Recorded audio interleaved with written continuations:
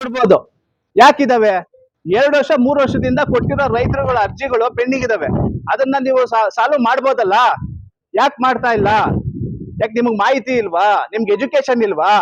ನಿಮ್ಗೆ ಅದ್ರ ಬಗ್ಗೆ ಅರಿವಿಲ್ವಾ? ಯಾರಾದ್ರೂ ಒಂದು ರಸ್ತೆ ಬೇಕು ಅಂತ ಹೇಳ್ಬಿಟ್ಟು ಏನಾದ್ರು ಒಂದು ಅರ್ಜಿ ಕೊಟ್ರೆ, ಸರ್ಕಾರಿ ಜಾಗದಲ್ಲಿ ಒಂದು ಕಾಲ್ದಾರಿ ಮಾಡ್ಕೊಡಿ, ನಮ್ಗೆ ಹೊಲಕ್ಕೆ ಓಡಾಡಕ್ಕೆ ತೊಂದರೆ ಇದೆ, ಆಗಲ್ಲ ಅಂತ ಅರ್ಜಿ ಕೊಟ್ರೆ, ಆ ಅರ್ಜಿನ ಯಾವ ರೀತಿ ಪುಟಪ್ ಮಾಡ್ಬೇಕು ಅನ್ನೋದು ಅಧಿಕಾರಿಗಳಿಗೆ ಮಾಹಿತಿ ಇಲ್ಲ.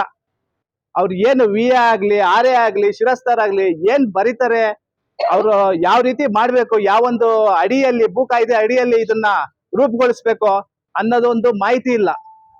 ಅದು ಎಸಿಗೆ ಹೋಗಿ ತಿರುಗಿ ಮತ್ತೆ ಡಿ ಸಿಗೆ ಹೋಗಿ, ಅಲ್ಲಿಗೆ ಹೋದ್ರೆ ರೈತರುಗಳು ಅಲ್ಲಿ ಇಲ್ಲಿ ಸರಿಯಾಗಿ ಮಾಡಿಲ್ಲಪ್ಪ ಕೆಳಗಡೆ ಇರೋರು, ನಾವೇನ್ ಮಾಡಕ್ ಆಗ್ತತೆ?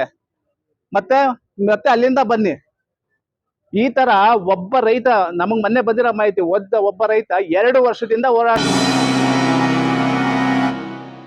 ಇದ್ದಾನೆ ಒಂದು ರಸ್ತೆಗಾಗಿ. ಒಂದು ಚಿಕ್ಕ ಏನು ವ್ಯವಸಾಯ ಮಾಡೋ ಭೂಮಿಗೆ ಒಂದು ಚಿಕ್ಕ ಬಂಡಿ ಜಾಡಿ ರಸ್ತೆಗಾಗಿ 2 ವರ್ಷದಿಂದ ಓಡಾಡ್ತಾ ಇದ್ದಾನೆ. ಅಲಿಸ್ತಾ ಇದ್ದಾರೆ. ತಹಸೀಲ್ ಆಫೀಸ್ ಆಗ್ಲಿ, ಎ.ಸಿ ಆಫೀಸ್ ಆಗ್ಲಿ, ಡಿ ಸಿ ಆಫೀಸ್ ಆಗ್ಲಿ. ಈ ತರ ಏನಕ್ಕೆ ಮಾಡ್ತಾ ಇದ್ದೀರಾ? ನಿಮ್ಮ ಅಧಿಕಾರಿಗಳಿಗೆ ಅರಿವಿಲ್ವಾ? ದಯವಿಟ್ಟು ಸರ್ಕಾರಕ್ಕೆ ತಿಳಿಸೋದೇನಂದ್ರೆ, ಈ ಕಂದಾಯ ಇಲಾಖೆಯಲ್ಲಿ ದಯವಿಟ್ಟು ಇವ್ರಿಗೆ ಟ್ರೈನಿಂಗ್ ಕೊಡಿ. ಯಾವ್ಯಾವ ಡಿಪಾರ್ಟ್ಮೆಂಟ್ ಯಾವ್ಯಾವ ಕೆಲಸ ಮಾಡಬೇಕು, ಏನೇನ್ ಬರುತ್ತೆ ಅಂದ್ಬಿಟ್ಟು ದಯವಿಟ್ಟು ಟ್ರೈನಿಂಗ್ ಕೊಟ್ಟು ಅವ್ರಿಗೆ ಆಮೇಲೆ ಅವ್ರಿಗೆ ಕೆಲಸ ಕೊಡಿ.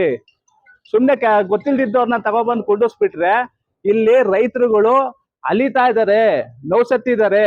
1999ರಿಂದ ಅರ್ಜಿಗಳು ಇನ್ನ ಪೆಂಡಿಂಗ್ ಇದಾವೆ ಅಂದ್ರೆ ಇನ್ನ ಯಾವ ಮಟ್ಟಕ್ಕೆ ನಮ್ ತಾಲೂಕು ಆಡಳಿತ ನಡೀತಾ ಇದೆ?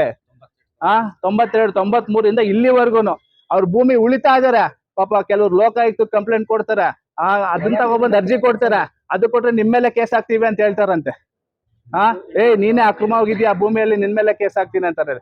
ಫಸ್ಟ್ ಅಲ್ಲಿ ಹೋಗಿ ಸ್ಪಾಟ್ ಮಜರ್ ಮಾಡಿ, ಸೊ ಅಲ್ಲಿ ನೋಡ್ಬಿಟ್ಟು ವೀಕ್ಷಣೆ ಮಾಡ್ಬಿಟ್ಟು ಆಮೇಲೆ ಯಾರು ಸರಿಯಾದ ರೈತ, ಯಾರು ಇಲ್ಲ, ತಪ್ಪಾಗಿ ಕೊಟ್ಟಿದ್ದಾನೆ ಮಾಹಿತಿ ಅನ್ನೋದು ತಿಳ್ಕೊಂಡು ಆಮೇಲೆ ಮುಂದುವರಿರಿ.